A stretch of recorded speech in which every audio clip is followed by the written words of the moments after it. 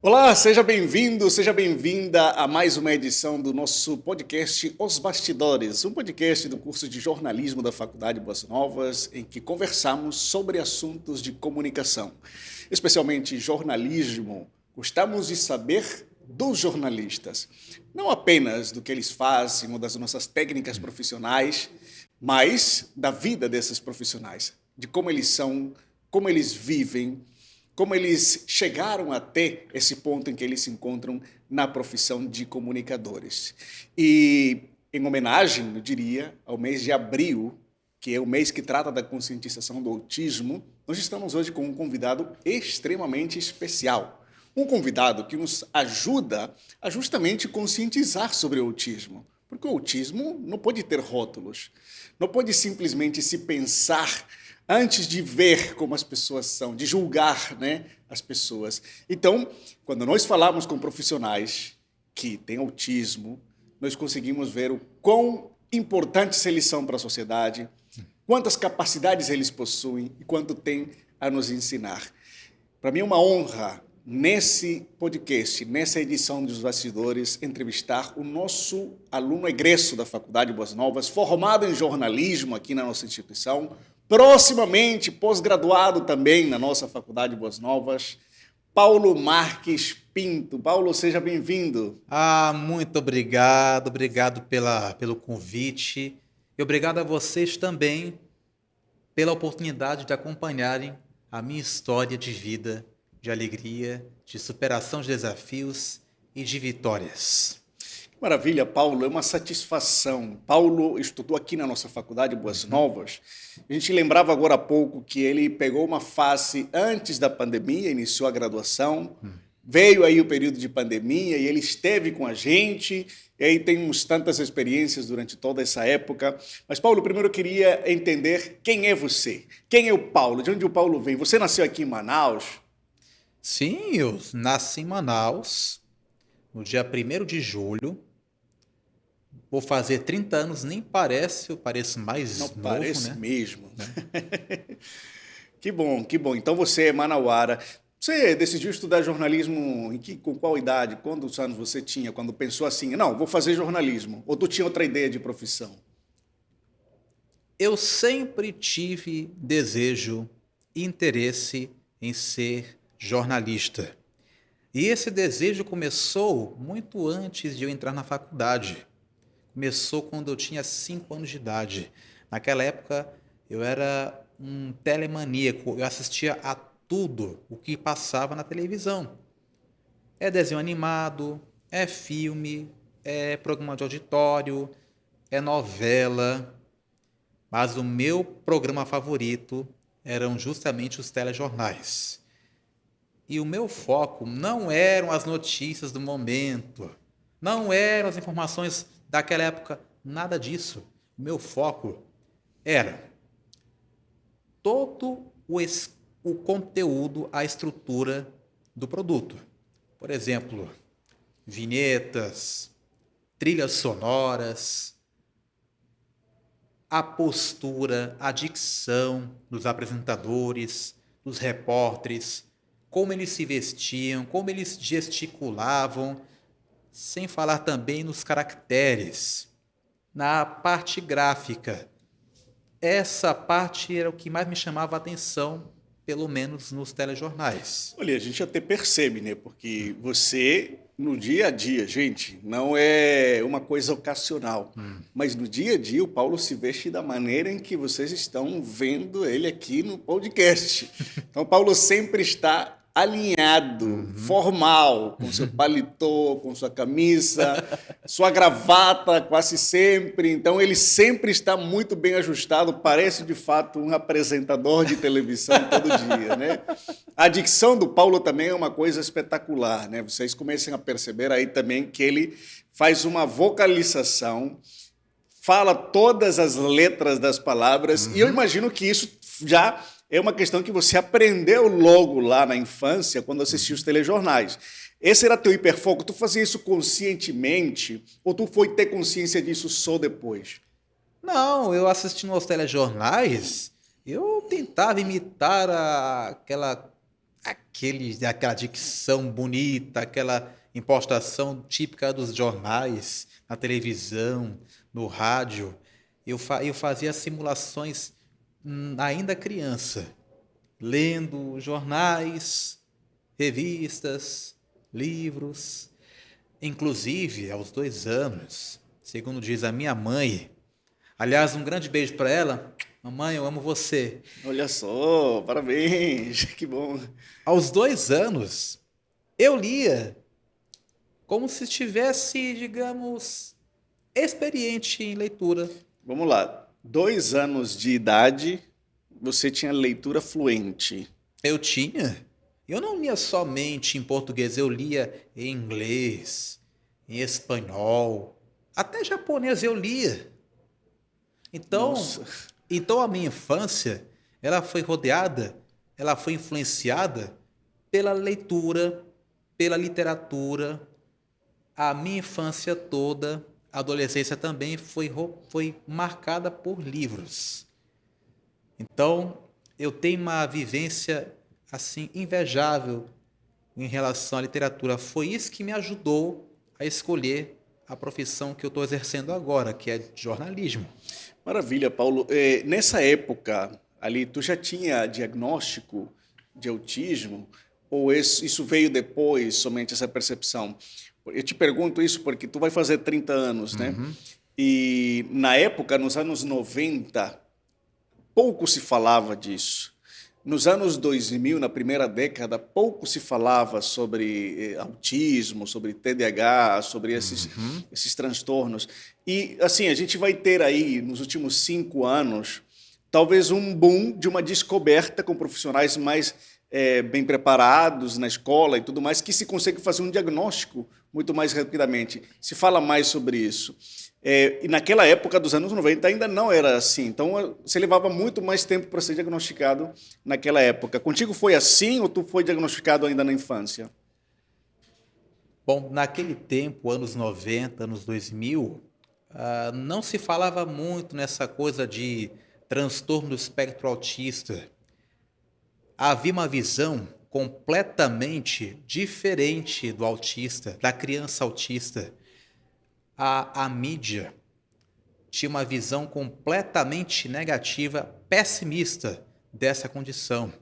Então, naquele tempo, havia mais preconceito do que informação. Era o contrário de hoje. O preconceito continua, só que tem muito mais conhecimento a ser desvendado.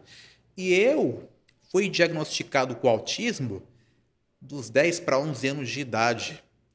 Mas eu, conversando com a minha mãe num sábado, depois do trabalho, ela me contou que eu já nasci com esse transtorno de autismo. E eu não percebia. E além disso, a minha mãe também não sabia. E me fazia tanta injustiça por causa dessa ignorância, por causa desse desconhecimento do autismo. Hoje não. Hoje ela tem procurado estudar essas particularidades, essa neurodiversidade que se apresenta no cotidiano através dos próprios autistas. Que bom, Paulo. Você fala de como o próprio desconhecimento, o preconceito, que eu tenho certeza a sua mãe talvez errou tentando acertar, né? Que, claro, você é um pai, uma mãe atípica, você comete erros até descobrir, porque ninguém vem pronto. Você não veio com um manual de instruções. Não. Paulo Marques Pinto, transtorno do espectro autista, gosta de leituras, lê em vários idiomas, assiste telejornal. Isso não estava escrito. Não. E a tua diferença, a tua forma de te relacionar com as pessoas era diferente. E com certeza ela teve que aprender, se esforçar muito para chegar a um ponto de te entender e ser essa parceira que você precisa que a sua mãe seja e que ela é, com certeza, para você, né? Então, tudo isso é uma carga de desconhecimento e de preconceito que a sociedade tinha assim, a gente deu passos gigantescos, né? O Abril Azul serve para a gente fazer isso, falar sobre essas situações, né? Porque é importante que as pessoas ouçam falar. Não é apenas a criança que está fazendo birra. Pode estar desregulada, pode ter ativado um gatilho dessa criança e ela reagiu daquela maneira. Então, isso na tua vida eu percebo que foi marcante ali nessa fase da infância, né? Teve muitos episódios assim em que isso aconteceu, talvez o julgamento, ou tu chegava a perceber o julgamento das pessoas na rua ou algo assim? Então, falando sobre esse negócio da birra, sim, eu fazia, tinha aquelas reações assim inesperadas e a minha mãe julgava como se fosse rebeldia, malcriação, birra. E na escola eu também senti esse preconceito, esse bullying. Eu nem percebia, mas eu senti esse bullying. E essa trajetória que eu tive na escola pública foi maravilhosa, mas também foi muito dolorida, por causa do preconceito dos colegas de classe. Por que eu digo que foi maravilhosa? Porque eu conseguia assimilar todos os ensinamentos que os professores e as professoras davam. Do mesmo jeito que me ensinavam, eu aprendia rapidamente. E apesar dessa falta de conhecimento da época, percebia-se a inteligência do Paulo como estudante da escola pública, de ensino fundamental, de ensino médio. Que também é da graduação, porque eu atesto isso. Você é muito inteligente, Paulo. Exatamente.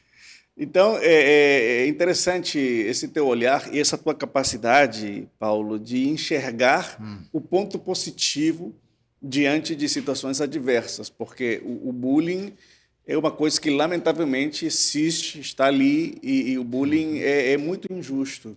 É muito injusto, principalmente com quem é especial, com quem tem transtorno do espectro autista, com quem tem algum TDAH, dislexia, descalculia, e você acaba sentindo, embora não percebendo diretamente, mas você sente a diferença no tratamento.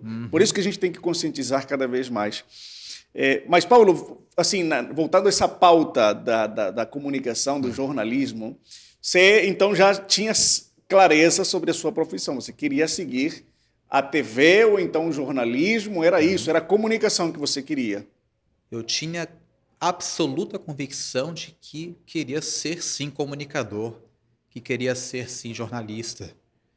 Então, esse negócio de televisão, esse jogo de sons, de cores e de luzes, sempre me fascinou, sempre. Ao longo da vida, eu fui me encontrando com repórteres, com profissionais, radialistas, alguns deles são meus amigos, inclusive, e me dão muito incentivo na área que eu estou atuando.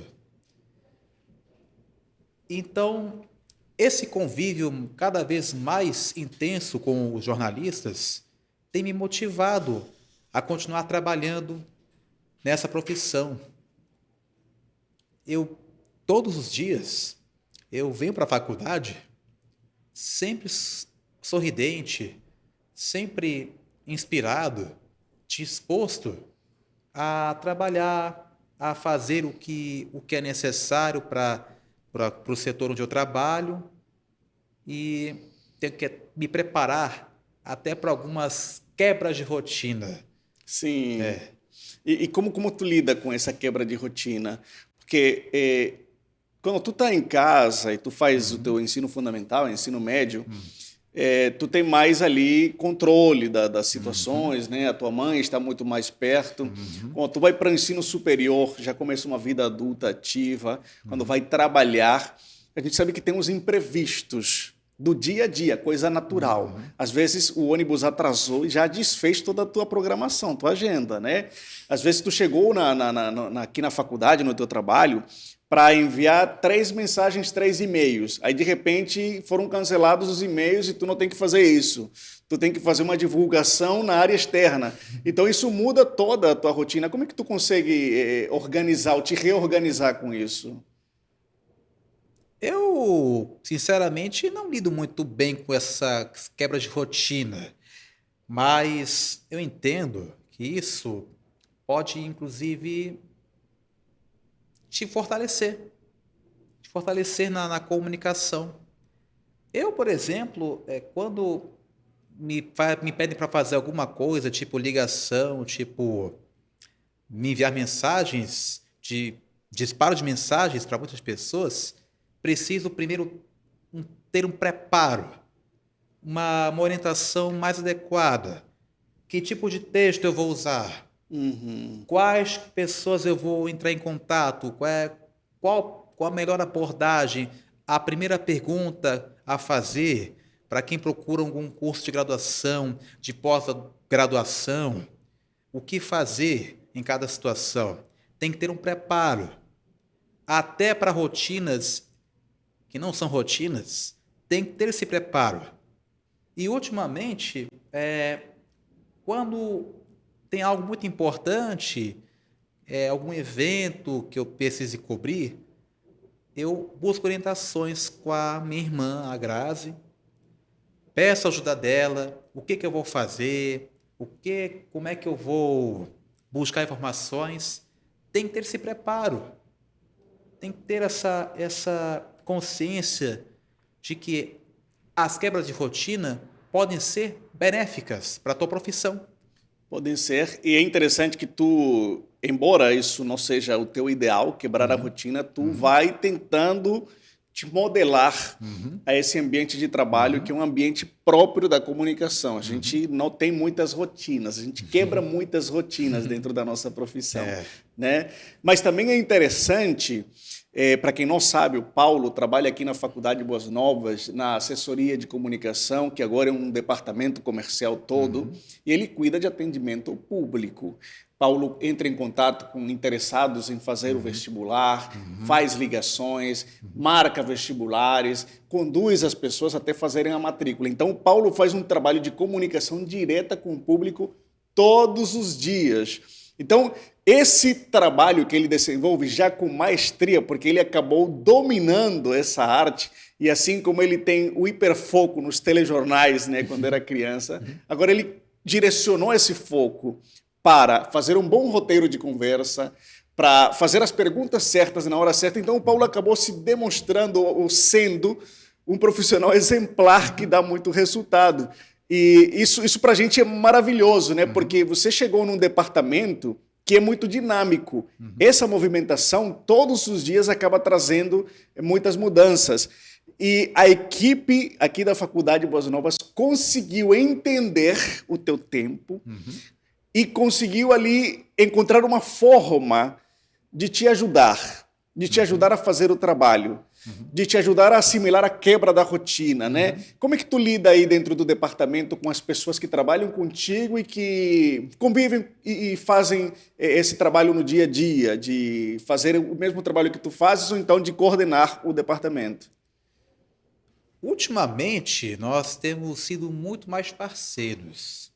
Eu, pessoalmente, eu me considero entre aspas, sócio do Vitor, sócio da Grazi, porque eu sei exatamente o que fazer, eu sei as obrigações que compro e também consigo, digamos, padronizar meus horários de entrada, de saída.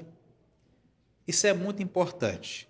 É muito importante porque isso vai nos tornando mais fortes como equipe, vai nos aproximando um do outro e vai fortalecendo a amizade que eu tenho com os meus colegas de trabalho. Então, na verdade, eu teria muito para aprender com eles, mas o que acontece? Eles têm muito para aprender comigo. Exatamente.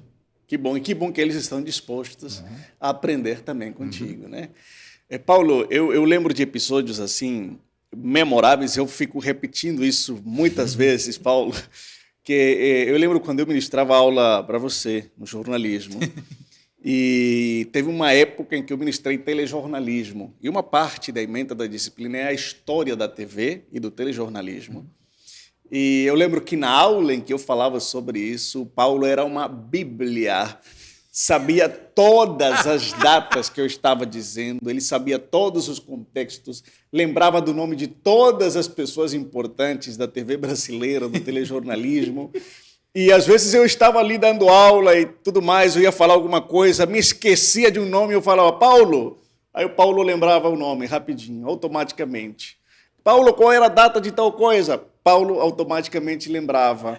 Então, para mim, como já disse para você no início, é uma honra ter sido teu professor, estar contigo em sala de aula, ter você aqui nesse podcast, porque eu realmente admiro muito essa tua forma. Em alguns momentos da nossa aula, tu teve dificuldades, tu teve problemas pessoais, problemas de qualquer tipo, e tu conseguias se regular dentro da própria sala de aula. Eu lembro de algumas vezes em que tu estavas muito inquieto, né? Aí tu ficava andando na sala de aula e aí teve uma outra vez que tu estavas estressado e aí tu foi embora da aula e a gente conseguia então entender dessa maneira. Mas eu queria assim, te perguntar, Paulo, quando tu caminhava na sala, tu fazias isso com a intenção de te regular? Isso te acalmava? Poxa, é interessante essas lembranças, viu? Porque quando eu caminhava lá pelo corredor, eu queria me reorganizar assim por dentro, me reorganizar, me acalmar um pouco, tentar organizar os pensamentos. Poxa, isso é inesperado. Eu senti que estava me contrariando. Aí, quando eu saía da sala, buscava um respiro para Entendi. eu voltar para a sala de aula e voltar melhor, mais calmo e continuar acompanhando as aulas. Teve uma vez que a gente mudou o professor, né, de horário e o Paulo não sabia. Aí o Paulo chegou na minha sala de coordenação e disse bem assim: professor, mudaram e eu vou me embora. Eu não estava preparado para assistir essa aula. Eu achei isso maravilhoso, Paulo. Disse: então vá embora para casa, Paulo, relaxe, você volta amanhã. Aí o Paulo foi lá. Mas ficam as boas lembranças, né? Porque é bom a gente se conhecer dessa maneira. Paulo, me diga que sonhos profissionais você ainda quer realizar dentro da área da comunicação. Então, eu já dei tantas entrevistas para televisão, para rádio. No momento, eu estou concentrado ali na assessoria de comunicação. Tenho interesse em saber como é que as empresas, não apenas jornalísticas, como empresas comerciais, bancárias, como é que elas se comunicam com o público, como é que elas se comunicam entre si, entre colegas, entre chefias. E futuramente eu vou me especializar nessa área de assessoria de comunicação, aprender a manusear as mídias digitais não mais como um usuário e sim como um gestor de engajamento, essas coisas, porque eu entendi o poder que as redes sociais têm, tanto Sim, para acender heróis, como também para derrubá-los. Criar heróis e criar também vilões. É interessante como o povo que usa redes sociais se, se mobiliza. Se mobiliza e comanda a pauta do dia na internet. É muito interessante isso. E é importante também que rádio, televisão e internet se unam para se aproximar cada vez mais do público. Eu não sei se vou trabalhar em rádio ou televisão ou se vou escrever, mas eu vou usar todos os meios possíveis para quê? Para ser quem eu sou, para transmitir a minha mensagem, a minha alegria, meu sorriso, meu bom humor, sabe? É muito importante quando você tem uma noção profunda de quem você realmente é e quer passar isso ao seu público. Eu tive essa oportunidade, inclusive, quando eu comecei no Expresso Jornalismo, eu fiz um quadro chamado Ombudsman. Como é que é o Ombudsman? Primeiramente, o Ombudsman é o ouvidor de um jornal, de um veículo de comunicação, e ele representa a opinião pública. Ele, ele verbaliza o que as pessoas pensam do jornal, apontam os efeitos, apontam os erros e o que deve ser e que deve melhorar. Só que, pelo expresso jornalismo, acabei por humanizar esse ombudsman. levá-lo para um lado mais descontraído, sabe? Dar corpo, dar voz, dar estilo para ele, falando assim de diversos assuntos, ao futebol, eleições, Jogos Olímpicos, liberdade de expressão e até de temas espinhosos, como direitos humanos, entre outras coisas. Sempre com aquele ar descontraído e sempre munido das ferramentas das redes sociais, até dos memes. Então essa foi a oportunidade que eu tive para mostrar quem realmente sou. E você ainda tem muito a mostrar. A tua forma de ser profissional, a tua capacidade acaba sendo uma prova viva de que não deve existir o preconceito com pessoas que têm TEA. Porque pessoas com TEA, independente do nível de suporte, cada um é um caso, como a gente viu nessa série de lives, não existe um autismo, existe um autismo particular para cada pessoa, para cada indivíduo, que vai se combinar com a sua personalidade, com as condições onde ele está. E você acaba mostrando que o autista tem, sim, capacidade de estar no mercado de trabalho, que ele tem qualidade para isso, que ele tem talentos a apresentar, que ele possui um caráter de responsabilidade gigantesco, uma inteligência invejável, mas, enfim, muitas características positivas que, quando você se expõe em rede social como profissional, você acaba provando que o preconceito nada mais é do que ignorância. Preconceito com autistas é ignorância, é algo que faz parte de quem não conhece autistas altamente capacitados, responsáveis, profissionais como você. Então, você tenha certeza, Paulo, ser uma inspiração para outros autistas, ser uma inspiração para outras pessoas que são típicas, e você, para pais e mães atípicos, você também é uma inspiração. Eu compartilhava agora, numa outra live dessa nossa série, que a minha filha recentemente recebeu o diagnóstico de autismo. Ela já tinha o diagnóstico de TDAH. Então, ela tem autismo, mais TDAH. E quando a gente vê, eu digo a gente, a família toda, vê profissionais como você, Paulo, no mercado de trabalho, parece assim que nos dá uma alegria, porque a gente sabe que existe lugar para o nosso filho, para a nossa filha, entende? Que sim, tem capacidade e que sim, a sociedade começou a incluí-los. Então, assim, o meu incentivo é que você vá a fundo, vá nas redes sociais, mostre cada vez mais as suas capacidades, porque você é uma fonte de inspiração para todos nós. E a partir do exemplo que eu dou aqui todos os dias como profissional, como uma pessoa feliz, alegre, animada com o trabalho, é muito importante que as emissoras de rádio e de televisão, principalmente daqui de Manaus, compreendam a potencialidade que nós, autistas, temos e que deem o incentivo necessário para que possam se destacar cada vez mais, sejam como repórteres, apresentadores, cinegrafistas, editores, porque os autistas, talvez vocês não saibam, mas têm uma sensibilidade, uma visão de mundo tão diferente, tão distinta, que pode renovar o quadro funcional da televisão, do rádio, dos jornais digitais, das agências de comunicação e também de outros setores de comércio, bancos, serviço público, enfim. Devemos sempre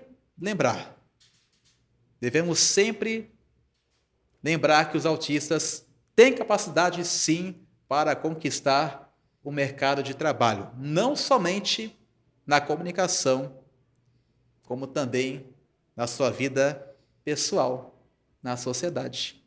E esta é a minha história. Que legal, Paulo. Você vê que eu tenho um sonho de ver um autista como âncora de um radiojornal o apresentador de um telejornal. Eu tenho esse sonho, Paulo. E você é um cara que tem essa capacidade. Então, corra atrás. E o que a gente puder te ajudar, te ajuda, porque você tem essa capacidade de chegar ali numa TV e fazer um telejornal. Ser o editor-chefe do telejornal, revisar todas as matérias e depois chegar lá e apresentar. Você tem essa capacidade, então Exatamente. vá para frente, porque eu acredito no seu potencial. Isso na TV, isso no rádio, eu tenho certeza que vai realizar esse meu sonho. Você nem sabe, né? Esse sonho é meu. Paulo, assim, para a gente ir encerrando esse podcast, esse episódio do podcast Os Bastidores, eu gostaria, assim, te pedir uma mensagem para outras pessoas autistas que são profissionais de comunicação ou não, ou que ainda não são profissionais. Eu gostaria que você falasse alguma mensagem para eles no sentido de incentivá-los a não desistirem diante dos preconceitos, a persistirem e confiarem nas suas capacidades. Talvez a minha história tenha tocado o seu coração. Você, jovem autista, pai ou mãe de criança e jovem autista. O seu filho, a sua filha, tem uma inteligência e tem uma potencialidade fora do comum para dominar a comunicação, para dominar, quem sabe, a astronomia, a engenharia, os esportes ou qualquer outra área. Então é muito importante que os jovens autistas brasileiros continuem sempre persistindo, buscando realizar esse sonho e buscando sempre manter o sorriso, manter o bom humor e não desistir quando a dificuldade vier. Porque a dificuldade, na verdade, é o que vai impulsioná-lo para mais além. E vocês, pais e mães de autistas, percebam que o seu filho e a sua filha podem vencer na vida e na profissão assim como são. Do mesmo jeito que eu fui incentivado, que eu fui orientado e que eu estou procurando adotar para a minha vida, é resiliência, é persistência, é o sorriso sempre aberto e o bom humor espontâneo, o bom humor autêntico que eu procuro mostrar todos os dias, seja dentro ou fora da faculdade. Vamos todos vencer na vida e na profissão. É emocionante as tuas palavras, Paulo. Se eu tivesse que dizer alguma ou guardar alguma mensagem para minha filha, eu pegaria esse trecho da sua fala e daria para ela ouvir. Realmente, a sua mensagem é tocante, que mostra uma perspectiva diferente. Você acabou colocando palavras que são fundamentais e às vezes podem parecer óbvias para pessoas neurotípicas, mas para neuroatípicas não são óbvias. Tem tantas coisas, de preconceitos, tem tantas frustrações às vezes, que os atípicos, né, acabam às vezes desacreditando das próprias capacidades. Acabam crendo naquilo que de negativo se diz sobre eles ou sobre a sua condição. Então, a tua palavra reacende esse ânimo e eu vou levantar o astral aqui, que realmente fiquei emocionado com as tuas palavras. Paulo, muito obrigado por estar aqui, por compartilhar a tua história, por abrir o teu coração aqui com a gente. Muito obrigado novamente pelo convite e obrigado a vocês todos de casa pela atenção e, claro, por estarem sempre comigo, torcendo por mim, orando por mim e me vendo campeão na vida real. Com certeza. Pronto, chegamos assim ao final de mais um podcast Os Bastidores. Quero mandar um forte abraço para minha filha, Emily Victoria, como já disse, recentemente diagnosticada também com autismo. Forte abraço para você, minha filha, eu amo você.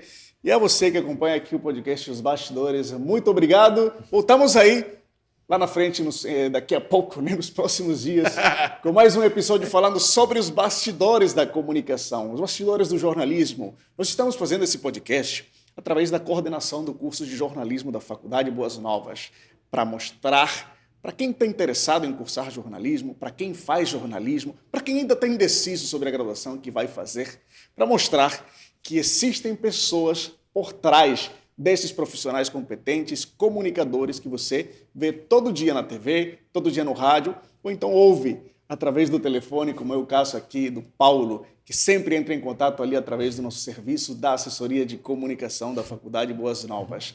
Para todos vocês, um forte abraço. Entrem no site da Faculdade Boas Novas e conheçam o nosso curso de jornalismo. Vocês sempre serão bem-vindos aqui na nossa instituição. Até mais!